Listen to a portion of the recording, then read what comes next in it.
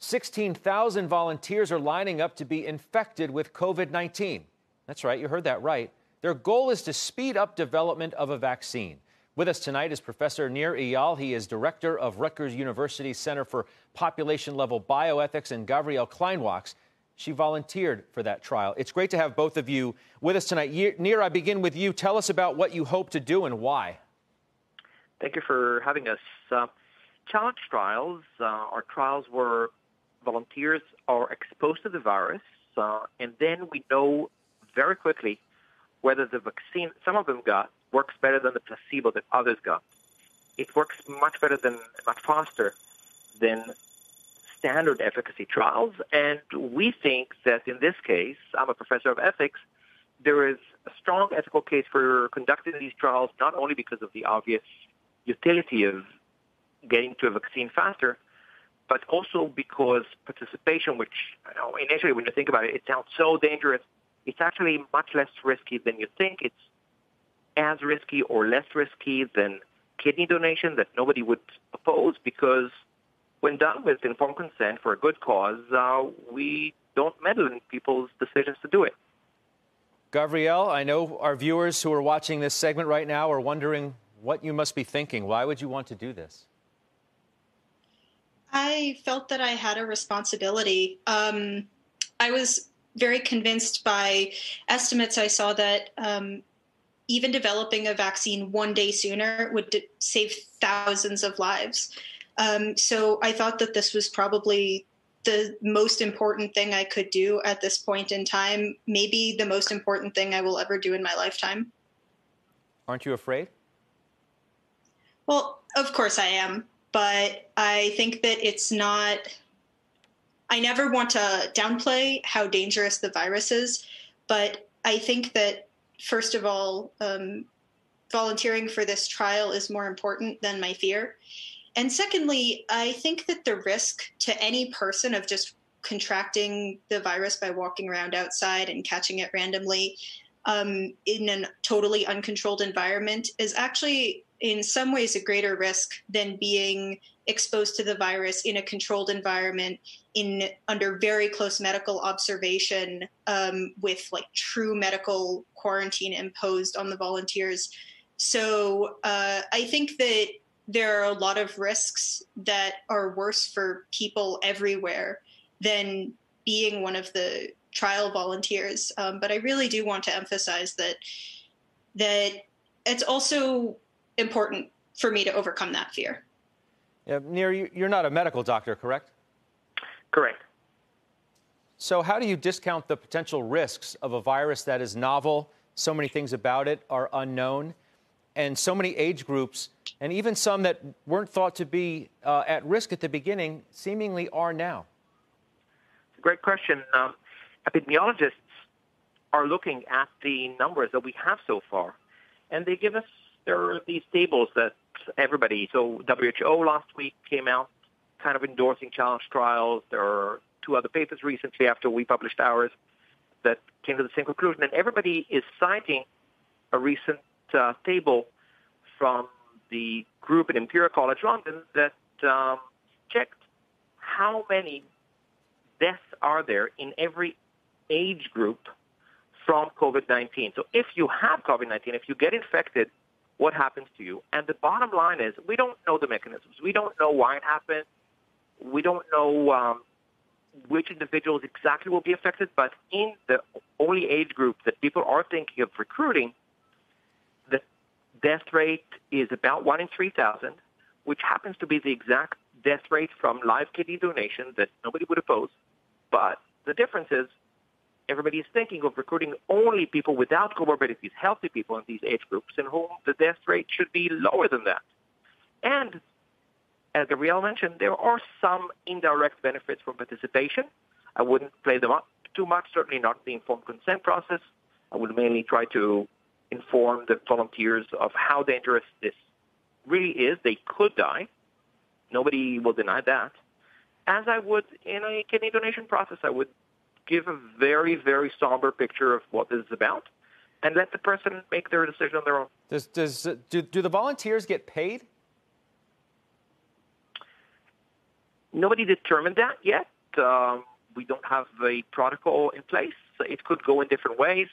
My own opinion, I would rather in this case not to pay, except, of course, for any expenses arising from the trial, if there is travel to the station, or if, heaven forbid, there is an accident and they have medical expenses. I don't want this to be a money-making kind of operation.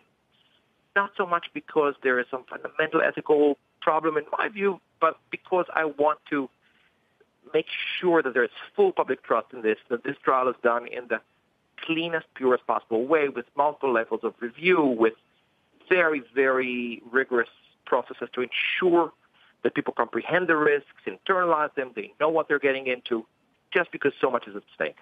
And Gavriel, I'm guessing your family may have weighed in on your decision here. What are they saying? Yeah, they did weigh in.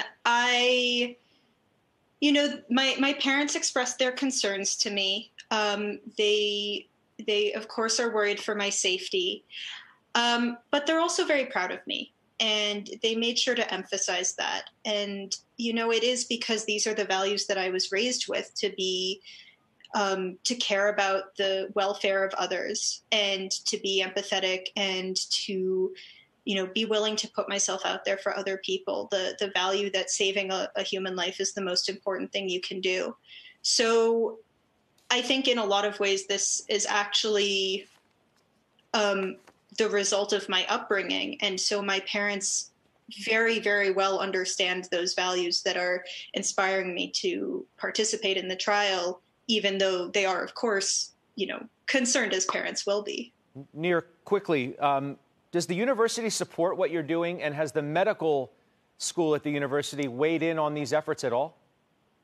The university doesn't have an opinion about this. I have many colleagues who wrote me individually how much they support this, but there are obviously others with different opinions, and we don't, as an institution, take a position on this. Well, we will certainly keep checking in with you and see if this, in fact, does come into fruition. Thank you so much. It's good to have both of you with us tonight. Nir and Gavriel, we appreciate your time. Let's bring Dr. Gottlieb back in with us.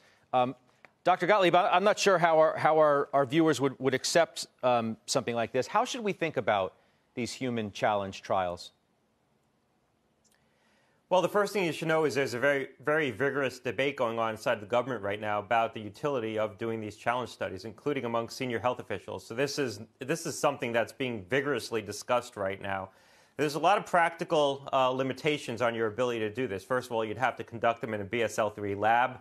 You'd have to synthesize the vaccine. To synthesize the virus, there's really only one lab capable of doing that right now at the DOD. So the practical limitations on being able to do these studies are pretty significant. And then the other question is that you're going to be doing the challenge studies in people who are otherwise healthy, 20-year-olds, maybe 30-year-olds. And we know that different people at different ages experience immunity to this virus very differently. 20-year-olds don't mount the same antibody response as a 65-year-old. They also don't have the same reaction to the virus. It's not as virulent in a 20-year-old as it is in a 75-year-old. So if you're doing studies in 20-year-olds, but you're going to license the vaccine for 55-year-olds and 65-year-olds, can you extrapolate the data from a 20-year-old to a 65-year-old? How practical is that? And then the final point is the challenge studies can be helpful in a setting where you can't conduct large-scale studies very easily because you don't have enough people with the infection around.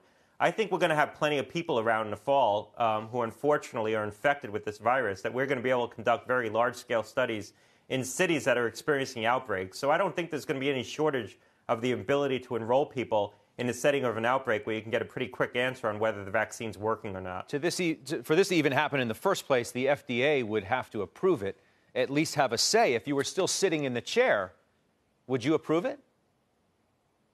Well, it's going to be more than the FDA. I mean, NCI is involved in these discussions. The NIH is. This is going to be, a collection of government officials, both public officials and pulling in private experts, having various advisory committees and probably pulling together some kind of commissioner panel to weigh the merits of doing this, both the practical merits, is it worth it?